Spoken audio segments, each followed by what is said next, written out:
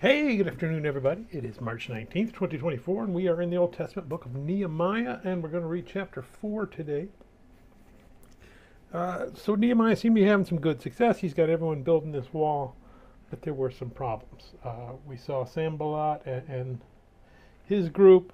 They're going to rise up and say, hey, you know what, we need to attack these people before they finish this wall, or we're going to lose our power over them. Nehemiah and hears about it. He thwarts that plan. There's still people grumbling that they're going to be attacked again. So we see something really cool. Nehemiah trusts in the Lord, that the Lord's going to save him, but he tells everyone, you're going to have a hammer in one hand, you're going to have your sword in the other hand. So even though he trusts that the Lord is defending them, he's still going to do his part. God works through people most of the time. So I mean, occasionally we'll see God tell somebody, hey, you know what, don't do anything, I'll take care of it. But this is what God wants to see from us. He wants us to see that we're prepared and we're ready to go. And I think a good example of that was COVID emergency we had here. I was of the opinion of, I got my COVID shot, I wore my mask, I tried to avoid large crowds. I'm doing my part to not get COVID, but I'm trusting that God isn't going to give me COVID.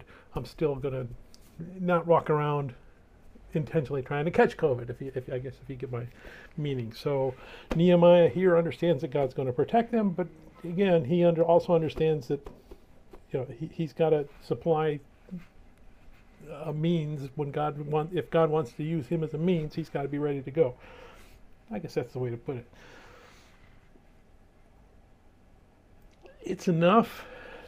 The people see that. The enemy see that, they're prepared, and they back off. And that pretty much ends this threat from these people, but we're going to see some other problems that crop up for Nehemiah later. So let's go ahead and we're going to read Nehemiah chapter 4. But it so happened when Sanballat heard that they were rebuilding the wall that he was furious and very indigent. And he mocked the Jews, and he spoke before his brethren in the army of Samaria and said, what are these feeble Jews doing? Will they fortify themselves? Will they offer sacrifices? Will they complete it in a day? Will they revive the stones from the heaps of rubbish, stones that are burned?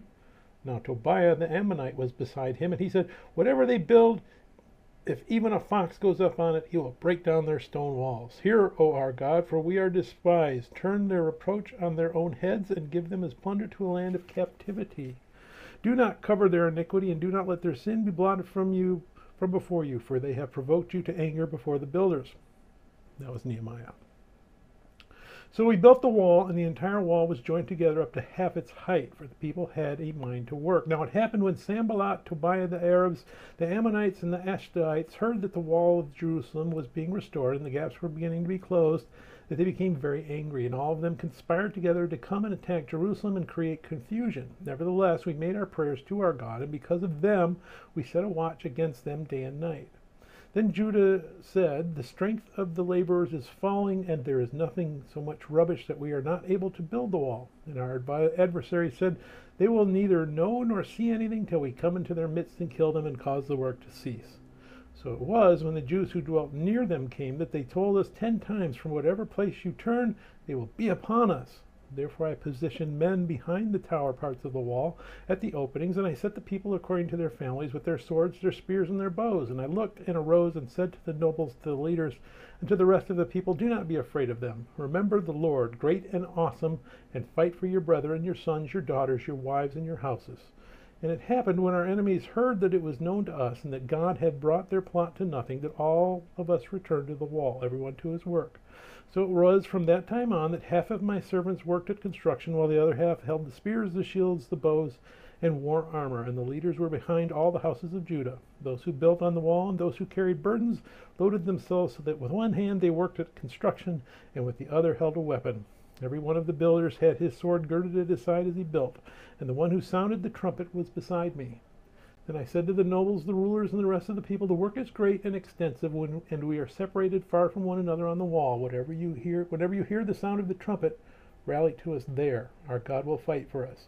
So he labored in the work, and half of the men held the spears from daybreak until the stars appeared. At the same time I also said to the people, let each man and his servant stay at night in Jerusalem, that they may be our guard by night and a working party by day.